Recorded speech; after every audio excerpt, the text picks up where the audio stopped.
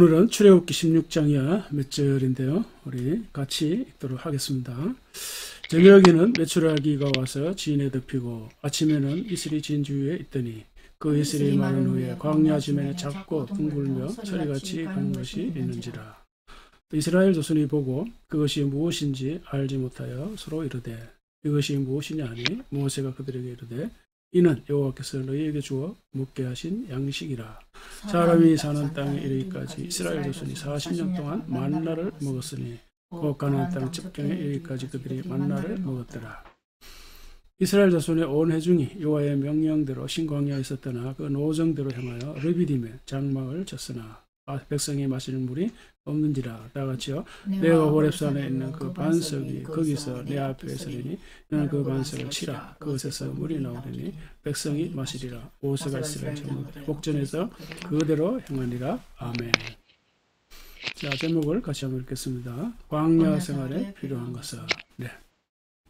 자, 같은 제목으로 오늘 5번째 말씀인데 같은 제목으로는 오늘 마지막으로 전하는 말씀입니다. 자, 그동안 어떤 말씀을 전했는지 정리하면서 오늘 말씀과 연결해 보도록 하겠습니다. 자, 첫 주일에는 이 광야 생활에 필요한 것으로 가장 먼저 광야를 알아야 한다 이런 말씀을 전했습니다.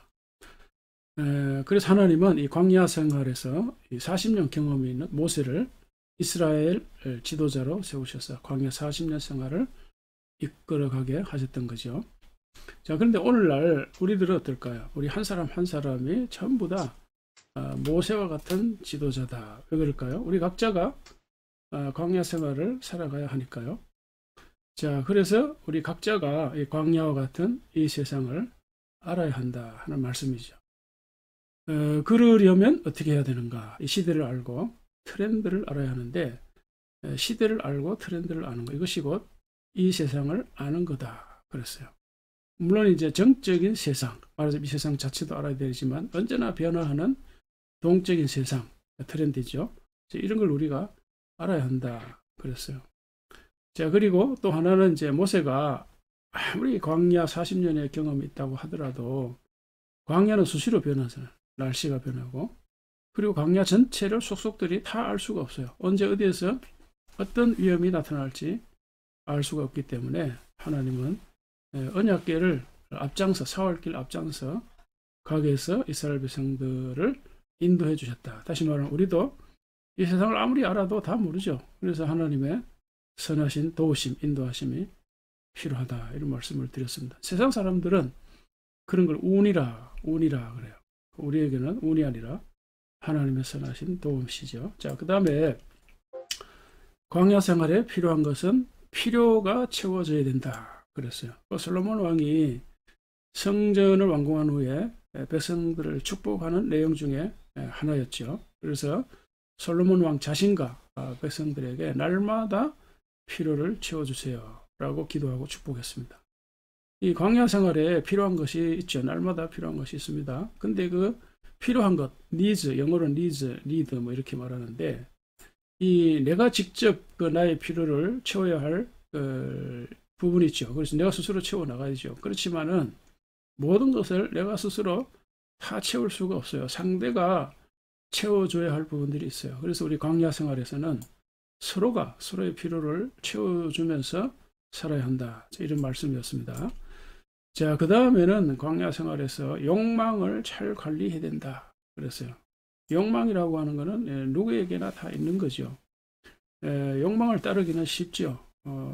그러나 욕망을 따라서 살다가는 누구나 위험에 빠질 수가 있습니다. 특히 광야 생활에서는 자기 욕망대로 살다가 자칫 방향을 잘못 잡으면 사막이나 낭떠러지 또 오아시스가 없는 곳, 정갈이나 뱀이 있는 곳으로 빠질 수가 있죠. 그래서 우리 욕망이라고 하는 건 없어도 되는 것도 아니고 또 무조건 따라야 하는 것도 아니죠. 중요한 것은 욕망은 이제 필요한데 잘 다스려야 된다. 관리의 대상이다 말씀드렸습니다. 특히 이제 반대로 욕망과 반대로 우리가 살아야 되는데 그 반대로 사는 것이 바로 수준 높은 이성을 따라 사는 것이다 말씀드렸습니다. 그것이 바로 성령의 인도하심이고 성령의 충만하심이다. 일반적으로 말하면 보편적이고 객관적인 가치, 원리를 따르는 것이라 그렇게 말씀을 드렸습니다. 자, 그리고 이제 지난 주제 네 번째, 목표와 목적을 잘 구별해야 된다 이런 말씀을 드렸습니다. 왜냐하면 이 광야라고 하는 것은 누구에게나 지나가는 곳이지 목적지나 정착지가 아니잖아요. 목표라고 하는 것은 지나가는 겁니다. 그러니까 수많은 목표가 우리에게 있어요. 그 수많은 목표를 목적으로 착각하면 안 된다. 왜냐하면 목적이라고 하는 것은 정착지와 같아서 자신의 정체성과도 같습니다. 그래서 이 둘을 잘 구별해야 된다. 구별하지 않으면 이런저런 부작용을 낳을 수 있다는 말씀을 들었어요. 예를 들면 이제 국회의원 선거를 한다. 그러면 국회의원 이제 선거를 할 적에 그게 목적이 돼서는 안 된다 이거죠. 목표죠. 국회의원이 되는 거는 목표. 근데 많은 사람들이 국회의원 되는 그거 자체를 목적으로 착각을 해서 국회의원 되고 나면 그죠? 이 국회의원의 위세나 부리고 힘자랑하고 뇌물을 수수하고 그러면 정말 꼴불견이잖아요. 이런 원리는 이제 모든 사람에게 다 이제 적용이 되는 건데 그렇게 목표와 목적을 구별하지 못하면 우리 사회에 많은 문제, 내 인생에 많은 부작용이 생길 수가 있어요. 그래서 아주 냉철한 이성과 수준 높은 실력과 지성으로 우리가 살아야 되고 또 국회의원들은 자기 역할을 감당해야 되겠죠. 자, 이런 원리가 모든 사람에게 다 적용이 돼야 됩니다. 자, 오늘은 마지막으로 만나와 생수, 이거는 우리에게 필수다, 필수. 자, 그렇죠. 우리 존재를 위해 아주 근본적으로 본질적으로 필요한 거고 우리가 뭔가 이제 새로운 성공을 위해서도 꼭 필요한 그런 조건들이죠. 자, 이게 무슨 이야기인지 확인해 보도록 하겠습니다. 자, 이 생수라고 하는 건 1차적으로 우리가 마실 물인데 사람에게 물이 없으면 죽는 거죠. 그래서 물이라고 하는 거 반드시 있어야 한다. 자, 이스라엘 백성들의 광야 생활에서 어떨 때는 물이 있었지만 또 어떨 때는 물이 없었죠. 그래서 원망하고 불평을 했습니다. 자, 이제 그런 이스라엘 백성들에게 하나님은 이제 반석에서 물이 나오게 했죠. 그래서 모세로 하여금 반석을 치라. 거기서 물이 나올 거다. 그래서 모세가 그대로 행해서 백성들은 물을 풍성히 마셨습니다. 자, 이걸 반대로 한번 얘기해 봐요. 반대로 얘기하면 우리 인간에게는 물이 너무너무 꼭 필요한데 기적을 일으켜서라도 기적이 일어나서라도 인간에게는 물이 꼭 필요하다. 그런 걸 암시하는 거죠.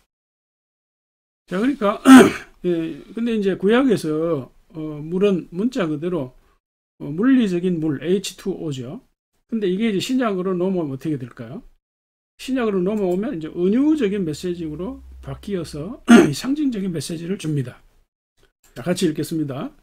나를 믿는 자는 성경에 이름과 같이 그 배에서 생수의 강이 흘러나오리라 하시니 이는 그를 믿는 자들이 받을 성령을 가르쳐 말씀하신 것이라. 네, 자, 예수님께서 이 생수를 성령으로 해석을 하셨죠. 자, 그래서 우리는 이 물은 성령을 상징한다 알 수가 있습니다. 그런데 자, 예수님이 이제 이 근거로 제시한 말씀이 있는데 이겁니다. 이제 성경에 이제 구약 성경에 많은 구절이 있어요. 이사야, 요엘, 스가랴, 에스겔 이 본문들에서 물은 성령을 상징한다. 그래서 성령을 물에 비유해서 이렇게 이미 구약 성경에 다 예언해 놓았다는 것을 언급을 했습니다. 그런데 자, 누가 성령을 받는다고 합니까? 예수님 39절에 말씀했죠. 이는 그를 믿는 자들이 받을 성령이라. 그랬어요. 믿는 자들이 받을 성령. 그러니까 예수님을 믿는 자들. 다시 말하면 이제 예수의 하나님 나라 이 사역과 또 예수님의 복음 사역 여기에 대한 설명을 잘 듣고 나서 깨닫고 믿으면 그리고 세례를 받으면 누구나 성령을 받는다. 그래서 이제 베드로 사도는 회개해서 예수님을 믿으면 또 세례를 받으면 성령을 선물로 받는다 그랬어요. 자, 근데 여기 이제 주의할 부분이 있는데 이 구절은 성령의 선물을 받으리라 그랬는데요. 옛날 이제 성경 개역 한글에는 성령을 선물로 받으리라 이렇게 돼 있어요. 이제 어느 것이 맞느냐, 뭐 신학자들의 이제 많은 논란이 있는데요. 다시 말하면 이제 성령의 선물, 그건 소유격이죠, 소유격. 성령을 선물로 받으리라. 이게 목적격 이렇게 해석을 했습니다. 그러니까 이제 헬라어 원문에는 소유격으로 되어 있어요. 소유격. 그래서 이제 소유격을 물론 이제 기본적으로는 이제 소유격 성령의 선물 이렇게 이제 번역을 해야 되지만 이제 문맥에 따라서 어떻게 해석하느냐 이제 결정이 됩니다. 그래서 이제 사도행전의 문맥도 있고 또 성경 전체 문맥도 있잖아요. 그래서 이거는 이제 두 가지 다 해석이 가능합니다. 두 가지 다. 그러나 이제 우리가 주의할 것은 성령의 선물이라고 할 적에는 성령께서 주시는 선물 이래 되기 때문에 성령을 통해서 얻는 다양한 은사들을 의미합니다. 고린도서 12장에서 언급하는 이제 수많은 은사들이 있죠. 그래서 이 성령 그 다음에 이제 성령을 선물로 받으려 할 적에 성령 하나님이 우리에게 임하신다, 오신다, 하나님의 영, 예수의 영이 오신다, 이제 이런 뜻이 됩니다. 자, 그리고 이제 이 광야 생활에서 먹는 이 생수물, 이런 것들이 반드시 필요한 것이듯이 믿는 자들에게는 반드시 이 성령이 필요합니다. 성령이 없으면 우리가 복음을 들어도 이해할 수가 없고 받아들일 수가 없어요. 그래서 우리가 거듭나는 것은 성령의 역사라 그렇게 성경이 말씀하죠. 근데 나중에 말씀드리겠습니다만은 이제 안 믿는 사람에게도 성령의 역사는 이제 일반적인 성령의 역사가 있어요. 그래서 우리가 개혁신학에서는 일반 은총 이런 얘기하고 또 특별 은총 이렇게 얘기하는데 그래서 성령께서 안 믿는 사람에게도 역사하실 수도 있어요. 그리고 성령이 아니시더라도 또 성령이 하시는 것과 같은 그런 일들이 있습니다. 나중에 말씀을 드리겠습니다. 그래서 또 하나 이제 참조할 것은 이제 물은 성령 하나님을 상징한다 하는 이걸 이미 사실은 창세기에서 언급을 하고 있어요. 창세기 1장 2절에 보면 하나님의 영은 수면 위에 운행하시니라. 그러니까 성령과 물, 이 아주 밀접성을 얘기를 합니다. 생명의 원천이죠. 물이. 그렇듯이 성령 하나님은 우리 모든 인간 생명의 원천이 되시는 분이십니다. 자, 그 다음 이제 생각할 것은 만나인데요. 그 23절에 저녁에는 메추라기가 진에 덮이고 아침에는 이슬이 진 주위에 있다. 그런데 이슬이 이제 마른 다음에는 광야 지면에 작고 둥글고 서리 같은 것이 있었다. 이것이 이제 만나죠, 만나. 그리고 처음에 이것을 보고 경험한 이스라엘 백성들이 뭔지 몰라가지고 이것이 무엇이냐 이게 바로 만나라는 이름으로 발전을 하는데 이런 질문에 이제 모세는 양식이다 그랬죠. 양식. 늘 우리가 먹는 밥, 양식이다. 자, 그리고 이스라엘 백성들은 40년 동안 이 만나를 먹었다 그랬어요. 만나. 자, 그리고 아시는 바와 같이 광야에서는 농사가 불가능하죠. 뿐만 아니라 이스라엘 백성들은 자꾸 이동하면서 살았기 때문에 농사를 지을 수가 없었습니다. 그럼에도 불구하고 양식은 필요한 거죠. 그래서 하나님께서 기적적으로 이 만나라는 양식을 통해서 이스라엘 백성들을 40년 동안 먹이시고 길렀습니다. 자, 근데 이 만나도 구약에서는 말 그대로 물질적인 양식을 의미하지만 신약으로 넘어오면 상징적인 메시지로 바뀝니다. 자, 유대인들이 이제 말했어요. 우리 조상들은 광야에서 만나를 먹었습니다. 요한복음 이제 6장에 보면 대화 중에 이제 나오는데 그러니까 예수님 말씀하죠. 그래, 맞아, 맞는데 이거는 하늘로부터 떡을 준 것이 아니다. 내 아버지께서 너에게 하늘로부터 참 떡을 주시기 위한 어떤 이제 상징적인 거다. 이제 이런 뜻이죠. 그래서 하나님의 떡은 하늘에서 내려 세상에 생명을 주는 것인데 내가 바로 그 생명의 떡이다. 이런 말씀을 하셨습니다. 자, 그러니까 연결하면 구약시대의 만나, 양식은 신약시대에 와서 예수 자신이다. 이렇게 우리가 정리를 할 수 있겠죠. 자, 그래서 우리가 중간 정리를 한번 해보면, 자, 이렇습니다. 자, 구약의 생수나 물은 신약에 와서 성령을 의미하는 거고, 만나는 예수님을 의미한다. 구약시대의 생수나 만나는 물질적, 그러니까 물리적인 거고, 신약시대의 성령과 예수님을 은유적으로 연결을 했습니다. 자, 그런데 이제 이걸 지금 우리에게 적용하면 이제 두 단계로 이제 적용할 수가 있는데, 첫째는 이제 믿음이죠, 믿음. 그죠? 우리가 복음을 듣고 믿어야 되는데 성령의 감동이 있어야 돼요. 깨달음이 있어야 돼요. 성령의 도우심이 있어야 이제 가능한 겁니다. 자, 그러면 이제 우리가 믿어져서 이제 세례를 받고 이제 이런 신앙의 단계로 나아가죠. 그 다음 이제 두 번째 적용 이제 두 번째 단계는 이제 1차, 2차 크게 두 가지로 생각할 수가 있는데, 자, 1차적으로는 뭘까요? 1차적으로는 이제 영감입니다. 영감. 하나님 말씀이 성령의 영감, 감동으로 기록되는데, 우리가 듣고 깨닫는 것도 성령의 감동이 필요합니다. 성령의 도우심이 필요합니다. 말씀을 듣고 깨닫고 실천하는 것도 역시 우리가 성령의 도움이 필요합니다. 이런 게 없으면 불가능하죠. 힘들어요. 자, 그런데 이 일반적으로 말하면, 다시 말하면 이제 믿는 자이거나 믿지 않는 자 누구이거나 간에 깨달아 일어날 수 있는 게 바로 이제 깨달음인데, 깨달음이 바로 이제 적용 이제 2단계입니다. 2단계. 우리가 뭔가 깨닫는 일이 있습니다. 누구나 세상 사람 누구나 자각하고 뭔가 의식하고 깨닫는 일이 있어요. 그게 뭘 깨닫는가 하면은 원리를 깨닫는 거예요. 본질을 깨닫는 거예요. 아주 중요한 걸 깨닫는 거예요. 정말 답답하고 힘들고 살아가기 어려울 때 우리가 어떻게 살아야 되느냐, 내가 어떻게 이 난국을 돌파해야 되느냐, 어떻게 우리가 어려움을 극복해야 되느냐, 이 문제를 내가 어떻게 해결해야 되지, 많은 고민과 어려움이 있을 적에 뭔가 깨달음이 있어야 돼요. 자각함이 있어야 돼요. 그게 물론 우리 믿는 사람들은 이제 하나님 성령의 도움으로 깨닫고 원리를 붙잡고 본질을 붙잡고 이렇게 하는 거지만, 안 믿는 사람도 나름대로 자각이 생기는 거예요. 깨달음이 있는 거예요.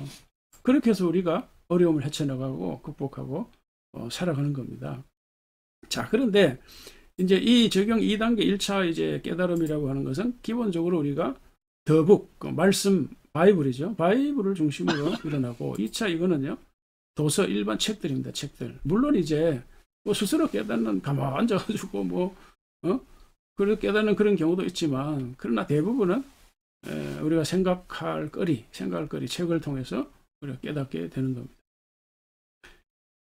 자, 그런데 이제 여기에 이제 이 일반 책에는 세상에 없는 이야기가 없어요. 다 있어요. 세상의 모든 이야기는 다 책에 나와 있어요. 연구한 결과들, 경험한 이야기들 전부 다 책에다 기록합니다. 근데 바이블에도 마찬가지예요. 바이블에도 사실은 없는 이야기가 없어요. 다 있어요. 다. 원칙적으로는 다 있습니다. 경제, 정치 이야기. 문제는 물론 이제 뭐 요즘 우리가 경험하는 비행기나 컴퓨터나 뭐 이런 이야기는 물론 없죠. 이거는 이제 현대 기술의 발전으로 생긴 거니까요. 그런 건 없지만, 그러나 우리 인생사 이야기, 사회 이야기, 사람 이야기는 바이블에 다 있습니다. 다. 또 반대로 이제 참 구원과 하나님 나라 이야기는 일반 도서에는 또 없죠. 이제 그래서 우리 믿는 자들이나 믿지 않는 자들 누구나 이 1차, 2차 영역에서, 다시 말해서 바이블이나 수많은 책들을 통해서 우리 영감을 받고 깨달음을 얻어서 살아갑니다. 자기를 새롭게 발견하고 문제와 어려움 앞에서 돌파해 나가고, 심지어 여러분 기억하실지 모르겠습니다만은 세계적으로 갑자기 발전한 글로벌 기업들의 그 CEO들 전부 다 책을 인문학, 그 책을 읽고 그 깨달음을 얻고 회사 기술들을 발전시킨다, 그런 얘기를 하잖아요. 자, 그래서 예를 이제 하나 들어서 말씀드리면, 이제 역행자라는 책이 있어요. 이거는 뭐 이제 수많은 책들 중에 물론 하나지만은 이제 우리 청년들한테 좀 도움이 될 것 같아가지고 소개하는데, 몇 차례 제가 이걸 언급을 했습니다. 자, 이 역행자의 저자는 이 이름이 이제 안 알려졌는데, 자청이라고 하는 이제 닉네임을 쓰는데, 이제 이 사람은 이제 그 책을 읽고 이제 성공을 했습니다. 성공이라는 말을 하면 혹 뭐 아직도 알레르기 반응을 보이는 사람들이 있을지 모르겠습니다만, 저도 이제 옛날에는 그랬어요. 성공 이제 이런 거 굉장히 무시하고 이랬는데, 지금은 성공이라는 말 쓴다고 해서 알레르기 반응을 일으키는 사람은 거의 없습니다. 이제 왜 그런가 하면, 이 성공이라고 하는 개념은 이제 우리가 잘 이제 정의되어 있기 때문에, 다시 말하는 세속적, 옛날에 말하는 꼭 돈을 많이 번다, 뭐 출세한다, 그런 개념으로 쓰여지는 것이 아니고, 지난주에 말씀드린 대로 내가 원하는 어떤 목표, goal, 그러니까 수많은 목표가 있잖아요. 사람마다 다 다른데, 그걸 달성하거나 성취하는 것을 이제 목표라고 얘기를 하죠. 목표와 어떤 목적을 잘 구별해야 된다 말씀을 드렸습니다. 자, 그래서 이 사람은 이 책을 한 200권 읽고 깨달은 게 뭔가 하면, 이 성공할 수 있는 길이 책에 있는 걸 이제 깨달았다는 거예요. 저도 사실 이거 뭐 나중에 이제 알았지만, 다시 말하면 경제적 자유를 얻을 수 있는 원리가 책에 있다는 걸 깨달았다는 거예요. 그래서 시간적 자유를 얻고, 경제적 자유를 얻으면 시간적 자유를 얻죠. 그런 것들이 이 사람은 성공이라 그렇게 얘기를 하고 있는데, 이 성공의 의미는 또 사람마다 다 다르게 또 적용이 되는 거니까. 그래서 어쨌든 이 사람은 책을 통해서 자기를 새롭게 발견할 수 있고 또 새로운 경험을 할 수가 있고 간접 경험이죠. 경험을 할 수 있고 많은 문제들을 또 풀어나가고 돌파해 나가는 그런 원리들을 깨닫게 되는 겁니다. 어떤 사람들은 또 유튜브나 또 블로그, 어떤 사람은 자신의 사업이나 직장을 통해서 더 발전하기도 하는 겁니다. 그런데 일반적으로는 이 책을 통해서 많은 깨달음을 갖는 거죠. 우리 신앙생활도 마찬가지죠. 우리가 성경을 읽지 않고, 그러니까 예수님이 말씀이라 그랬죠. 말씀이 육신이 된다, 이런 말씀 있잖아요. 예수님 만나 자신 생명의 떡이다. 그 말이 아니라 말씀이 곧 예수님이다, 이런 말씀도 있으니까. 자, 그래서 우리가 만나와 생수가 이제 꼭 필요하듯이 성령의 감동과 예수라는 떡, 그것이 이제 말씀이라고 하는 떡, 양식이 꼭 필요하다. 이런 말씀을 우리가 꼭 붙잡고 적용을 해야 되겠습니다. 자, 그래서 이제 이 일반적으로 말하면 깨달음인데, 근데 이제 이 바이블 언어로 말하면 영감인데요. 근데 이제 동양학 전문가가 있어요. 최진석 교수님이라고. 이분은 예수를 안 믿어요. 안 믿는데도 영감이라는 단어를 씁니다. 그러니까 자기가 아주 신비한 영감을 받았다는 것을 이 책에서 고백하는데, 말하자면 그러니까 이분 어렸을 적부터 질문이 그렇게 많았던가 봐요. 사람이 왜 사는지, 왜 죽는지, 철학이 뭔지, 왜 공부하는지, 왜 철학을 하는 지식이 뭔지 등등 수많은 이제 질문을 하면서 살았는데, 그 많은 질문들이 풀리지를 않아 가지고 계속 이제 고민하고, 그런데 결국은 이제 아버지가 원하는 이제 법관이 되지 않고 이제 철학자의 길을 이제 가는데, 중국 베이징 대학에 철학과 유학을 갔는데 어느 날 새벽에 이 잠을 자는 것도 아니고 안 자는 것도 아닌 그런 아주 묘한 시간에 그 모든 질문이 한꺼번에 깨달아지는 경험을 했다는 거예요. 아주 신비한 경험을, 자기로서는 굉장히 신비한 경험을 했다는 거예요. 그 세상이 뻥 뚫리는 그런 경험을 했다는 거죠. 제가 너무너무 행복했다고 그래요. 그래서 이제 우리가 믿거나 안 믿거나 간에 이게 나름대로 뭔 깨달음이 있어요. 영감이 있어요. 영감이 있으면 열정이 생기는 겁니다. 열정이. 그래서 우리가 이제 바이블이나 일반적인 이 책들을 통해서 우리가 깨달음을 가질 수가 있습니다. 그러면 그 사람의 삶의 변화가 일어나고 또 한 단계 더 높아지고 또 성공할 수도 있고 이렇게 되는 겁니다. 자, 우리가 잘 아는 대로 이제 예수님이 마귀로부터 세 가지 유혹을 받았죠. 첫째는 돌이 떡이 되게 하라. 40일 동안 굶주린 다음에 받은 유혹이죠. 그리고 성전 꼭대기에서 뛰어내리라. 이렇게 높은 산에서 내게 절하라. 근데 여긴 첫 번째 예수님 답변이 이겼죠. 사람이 떡으로만 살 것이 아니다. 하나님 입으로 나오는 모든 말씀으로 살 거다. 말씀. 자, 근데 우리가 이 말씀 바이블을 우리가 기본적으로 생각해야 될 것이 뭔가 하면은, 바이블도 책이라고 하는 걸 우리가 놓쳐서는 안 돼. 책입니다, 책. 세상에 수많은 책이 있어요. 물론 안 믿는 사람들에게는 바이블도 뭐 수많은 책들 중에 하나죠. 근데 저는 이제 더 북이라고 그래요. 그 책, 그 세상에서 유일한 책이라 저는 그렇게 표현을 하는데, 그럼에도 불구하고 책이란 말이죠, 책. 자, 그런데 이 바이블과 일본 도서의 공통점이 있어요. 그 공통점이 뭔가 하면은 삶의 어떤 원리, 가치, 방향 이런 것들을 제시해요. 자, 그렇기 때문에 우리가 이 성경만 읽어서는 절대 안 됩니다. 그러니까 일반 도서를 항상 같이 읽고 보완을 해야 된다. 보완. 자, 쉽게 예를 들어볼까요? 우리가 다 학교에서 많은 공부하잖아요. 뭐 유치원부터 시작해서 초등학교, 뭐 중학교, 고등학교, 대학교 전부 일반 도서잖아요. 일반 도서. 수학, 국어, 경제, 정치. 성경 일반 서적이라면 일반 서적. 자, 예를 들어서 봐요. 우리 믿는 사람들 중에 누가 경제기획원 장관이다. 그러면 그 사람이 성경만 읽어가지고 경제기획원 장관으로서 일을 제대로 수행해낼 수 있을까요? 불가능한 일이죠. 회사 이제 뭐 CEO다. 성경만 읽어가지고 해결이 될까요? 아니죠. 사업과 경영과 이 시대가 어떻게 흘러가는지, 경제, 뭐 심지어 정치까지 다 알아야 돼. 심지어 심리학까지도 알아야 되잖아요. 사람을 다 대하니까. 그러니까 성경만 읽어가지고 살아갈 수 있는 세상이 아니란 말이죠.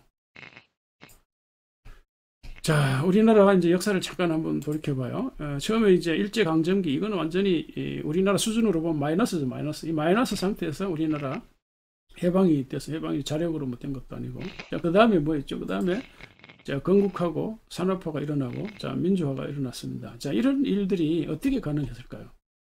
나라의 지도자들이 있어서 가능한 건데 지도자들이 그냥 이런 일을 해냈을까요? 아니잖아요. 그들이 다 의식이 깨이고 지식이 있고 능력이 있고 이래서 우리나라를 이렇게 이끌어온 거 아닙니까? 근데 그렇게 의식이 있고 지식이 있고 능력이 가능한 게 한 게 뭐죠? 책이 책. 책을 읽고 또 세상 돌아가는 걸 보고 그래서 사람들의 의식이 성장하고 발전해서 나라를 이렇게 변화 발전시켜 온 것이죠. 성경만 읽어서 가능한 것인가요? 성경을 읽어서 가능한 것인가요? 전혀 아니잖아요. 그러니까 책을 읽고 의식이 깨어서 독립운동을 하고 책을 읽고 의식이 깨어서 건국하고 그래서 산업화하고 민주화했습니다. 자, 그런데 자 이제 어디로 가야 될까? 우리나라가 어느 방향으로 가야 될까? 어느 방향으로? 선진화, 선진국으로 가야 돼요. 나아갈 길이 뻔한 거예요. 다른 데가 없어요. 우리가 뭐 국민 뭐 소득 뭐 몇만 불 뭐 이렇게 3만 불, 4만 불로 가야 된다, 5만 불로 가야 된다. 그런 얘기 그게 다 선진국이잖아. 이제 간 다음에 어디로 가야 될까? 예를 들면 그래도 유럽과 같은 그런 선진국들이죠. 근데 선진국이 왜 선진국일까요? 왜? 여러 가지 말을 할 수 있지만 대표적인 것은 책을 많이 읽는다는 거예요. 책을 읽어야 왜 선진국이 되는가? 그 많은 이유가 있는데 그 대표적인 것 중에 하나로 말씀드리면 뭔가 새로운 걸 만들어내요, 자꾸. 그래서 이게 표준화라는 말을 하는데 표준화나 혹은 개념화라 그래요. 이게 이제 학문에서는 개념화로 얘기하고 경제 기술 분야에 있어서는 표준화를 얘기합니다. 그러니까 표준화를 먼저 만들어 버리면 나머지 나라는 사람 따라올 수밖에 없어요. 그래서 보통 특허라 특허. 그러니까 철학 같으면 개념화. 그래서 이 유럽의 철학이 발달이 돼 있죠. 그래서 그 철학을 수입을 하는. 그래서 다 우리나라가 외국 가서 유학을 수입을 하는 거예요. 학문을 수입을 하고 기술을 수입하는 거예요. 수입. 선진국을 모방한다 이런 말이에요. 모방. 근데 선진국은 어떻게 그리 가능해요? 그러니까 책을 읽고 연구하는 거죠. 계속 연구하고. 자, 그래서 여러분 우리나라 독서율이 말이죠. 이제 이래 우리나라 독서율이 OECD 평균이 76.5라 그러잖아요. 우리나라는 평균 수준에 못 미칩니다. 74.4라. 근데 이제 더 심각한 건 뭔가 하면은 우리나라 국민 거의 절반이 1년 가도 책을 한 권도 읽지 않는다는 한 권도 읽지 않는다. 그러니까 이게 우리나라 지금 국민들이 보수나 진보냐 진영 논리 싸움만 하고 있잖아요. 그 우리나라가 이 싸움에 발목이 잡혀서 더 이상 발전을 못하는 거예요. 발전을 못해. 왜 그럴까요? 사람은 누구나 마찬가지예요. 책을 읽지 않으면 자기 생각에 갇혀요. 그러니까 책을 읽어도 물론 읽은 만큼 그 안에 자기 생각이 갇히죠. 그 안 읽으면 더 자기 좁은 생각이 갇히는 거예요. 그래서 저는 그렇게 생각해요. 우리나라를 망치는 세력 두 가지가 있는데 첫째는 정치권입니다. 정치권이 맨날 정치 싸움을 하고 있으니까 세상이 어떻게 변하는지 우물안 개구리 온 세상이 어떻게 변하는지 몰라요. 둘째는 정치권 싸움에 휘말려 살아가는 극진보, 극보수 진영 세력들입니다. 그러니까 제가 나라를 망친다고 하는 말은 무슨 뜻인가 하면은 더 나아가지 못하게 하는 거예요. 그 선진국으로 나아가야 되는데 오히려 퇴보시키는 거예요. 정치가 정치를 퇴보시켜요. 우리가 아는 대로 세계적으로 민주화를 가장 빠르게 이룩한 나라가 대한민국이라고 그러잖아요. 그러니까 벌써 몇 년 전에 민주화 되었습니다.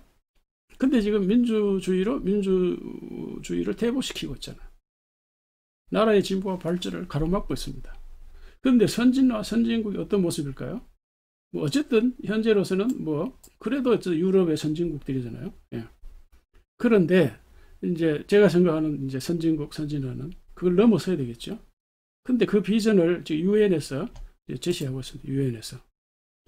아까 말씀드린 거죠. 이제 성인 48%가 1년 동안 책 한 권도 안 읽는다. 한 권도. 이거 절반이죠, 절반. 이게 이제 현실입니다. 자, 이거 보세요. 이게 유엔에서 제시한 지속가능 발전 목표라고 이제 17가지를 제시했습니다. 첫 번째가 뭔가 하면 이제 빈곤을 종식시키자. 그러니까 이제 지금도 굶어 죽는 사람들이 많잖아요. 기아를 해결하자. 건강복지, 양질의 성평등 등등 해가지고 쭉 17가지인데 여기 환경 문제도 있고 지금 기후 환경 문제 굉장히 중요한 주제인데요. 자, 평화. 이제 이런 이제 목표 17가지 목표를 제시했는데 제70자 유엔 총회에서 SDGs는 뭔가 하면 Sustainable Development Goals 이제 약자입니다. 그러니까 이제 2030년까지 이 목표를 달성하자라는 이 목표를 제시했어요, 목표. 근데 이 목표를 지금 각 나라가 다 다 그대로 받아들이고 있어요. OECD 국가들. 우리나라도 그대로 이걸 받아들이고 지금 진행하고 있어요. 근데 정치권은 아예 관심이 없잖아, 이런데. 그러니까 미래에 대한 관심이 없는 거예요. 그냥 싸움이나 하고 있으니까. 자, 그래서 이걸 봐요. 여기 이제 앞에는 그냥, 그러니까 UN SDGs입니다. UN SDGs인데, 근데 요거는 그대로, 17가지 목표를 그대로 적용을 K를 앞에 붙입니다. KSDGs입니다. 자, 여기에 대해서 이 17가지 목표를 달성하기 위해서 우리나라, 환경부, 교육부 등등 관련 부서는 다 이런 목표를 좀 세워서 진행하고 있어요. 근데 이걸 지금 홍보를 많이 하고 있는데, 근데 몰라요. 왜? 국민들에게 이게 다가오는 홍보를 안 하고 있어요. 자, 잠시 한번 우리 영상을 한번 보고 이제 마치겠습니다. 이제 마무리를 하겠습니다.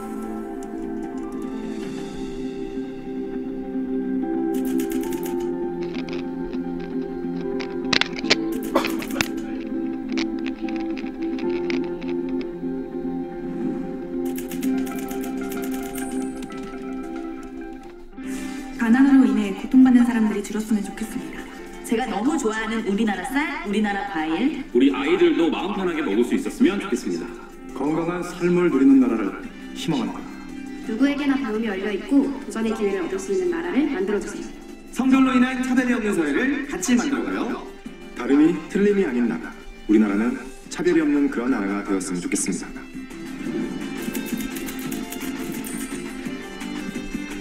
강이 깨끗해지면 좋겠고 언제 어디서든 깨끗한 물이 만났으면 좋겠어요. 지구는 우리의 것이 아닙니다. 잠시 빌려 쓰는 지구, 깨끗한 에너지를 늘려가는 게 좋지 않을까요? 심각해지는 기후변화, 모두가 기후변화 대응에 동참하는 나라를 꿈꿉니다. 나 깨끗한 바다 서핑하고 싶어. 그리고 여러분들, water pollution, overfishing, no, let's get it, bam! 우리 아이들에게도 다양한 생물과 건강한 살림을 만나게 해주고 싶어요. 좋은 일자리에서 일하는 사람이 많은 나라가 되었으면 좋겠습니다. 새로운 기술과 산업을 통해 모두가 더 나은 삶을 누릴 수 있는 나라가 되었으면 좋겠습니다. 우리가 사는 도시와 마을이 더 쾌적하고 안전한 곳이 되었으면 좋겠습니다. 우리의 생산과 소비가 지구에 부담을 주지 않도록 우리 모두 노력해야 합니다.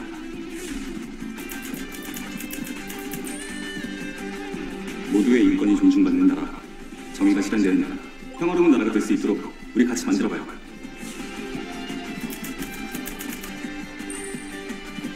국제사회에서 든든하고 따뜻한 이웃의 역할을 하는 그런 멋진 나라가 되었으면 좋겠습니다.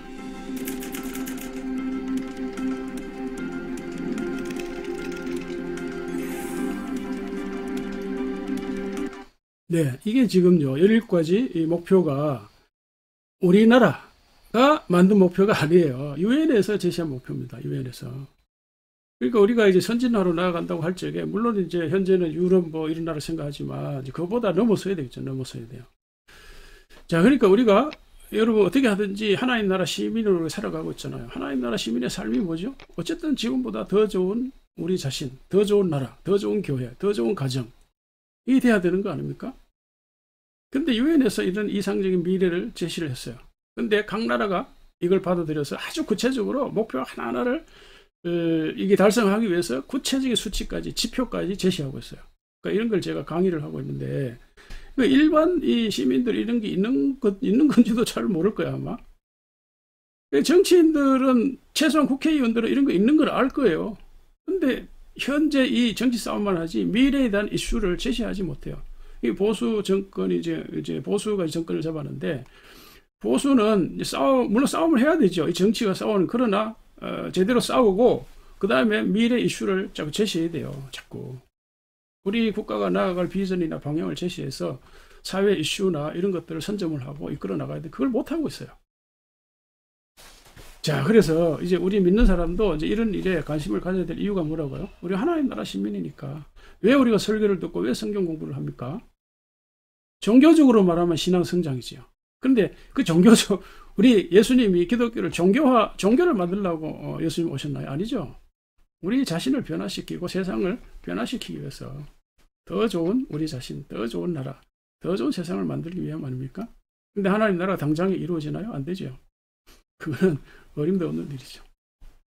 자, 그래서 이 지도자들이 이 미래 이슈들, 뭐 ESG 경영이나 기후 문제나 지속 가능성, AI 기술, 메타버스 등등 이런 이야기를 이 정권을 잡은 쪽에서 자꾸 제시해야 됩니다. 제시해서 사회적 이 이슈를 그쪽으로 미래로 이끌어 나가야 되는데 그걸 지금 못하고 있어요. 너무 답답해요. 자, 말씀을 마무리하겠습니다. 자, 이스라엘 백성들이 광야 생활에서 꼭 필요했던 것은 이제 하늘에서 내린 만나, 음식이죠, 음식. 예수님. 우리 예수님을 날마다 먹어야 돼요, 날마다. 다시 말해 예수와 함께 죽고 예수와 함께 살아야 돼요. 뿐만 아니라 말씀, 바이블 말씀, 이 하나님의 말씀 먹어야 되죠, 음식으로. 그리고 생수, 성령의 인도하심, 성령이 충만하신 이 은혜를 우리가 사모해야 되죠. 그래서 만나는 결국은 보편적 원리, 일반적으로 말하면 보편적 원리예요. 말씀을 깨닫고 그 다음에 성령 인도하심은 깨달음이죠. 결국 깨달음, 각성, 자각. 그래야 깨달음이 있어야 열정이 생깁니다. 자발성이 생겨요. 누구라 능동성이 생겨요. 제 옆에서 하라 이래가지고 되는 게 아니에요. 스스로 깨달아야 돼요. 각성이 해야 돼요. 그러면 지치지 않은 열정이 생기는 겁니다. 스스로 해야 돼, 스스로. 자, 그래서 그런데 우리가 이 바이블 이것만 가지고 안 된다. 그 얘기잖아요. 자, 이 잠언의 이런 말씀인데 같이 읽겠습니다. 자기의 생각만을 신뢰하는 사람은 미련한 사람이지만 지혜롭게 사는 사람은 구원을 받는다. 자, 지혜롭게 사는 사람이 뭘까요? 그러니까 자기 생각만 하는 게 아니라 남의 생각도 받아들인다. 그 말이잖아요. 그러니까 남의 생각이 뭐야? 물론 충고나 권면이 있지만 책을 통해서 남의 생각을 우리가 받아들여야 돼요. 우리가 성경만 가지고 살 수가 없는 것처럼 내 생각만 가지고는 살 수가 없는 거예요. 교만에서는 다툼만 일어날 뿐이라 권면을 듣는 자는 지혜가 있다. 미련한 자는 자기 행위를 바른 줄로 여기나 지혜로운 자는 권고를 듣는다. 그러니까 권고, 권면 뭐 좋아하는 사람 누가 있겠습니까? 충고 다 싫어합니다. 그러나 책을 통해서 내가 책을 읽으면 수많은 권고, 아주 놀라운 이 권면을 우리가 들을 수 있습니다. 책을 읽으면 스스로 깨닫게 되니까. 자, 그렇게 해서 뭐 하자는 겁니까? 그렇게 해서 핵심은 결국은 더 나은 나, 더 나은 세상, 더 나은 가정, 더 나은 교회 이렇게 나아가자는 것이죠. 어떻게 가능하다고요?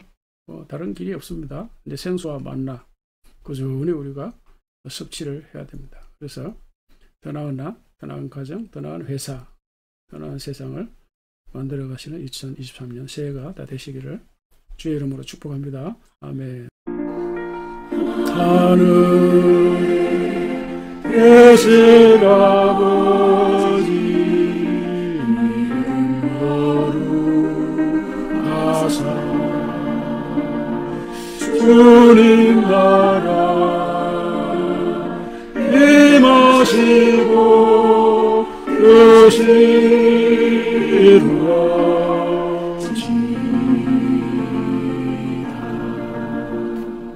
일용할 양식 주시고 우리들의 근죄나 용서하시고 오시는 구원하소서. 내게 주의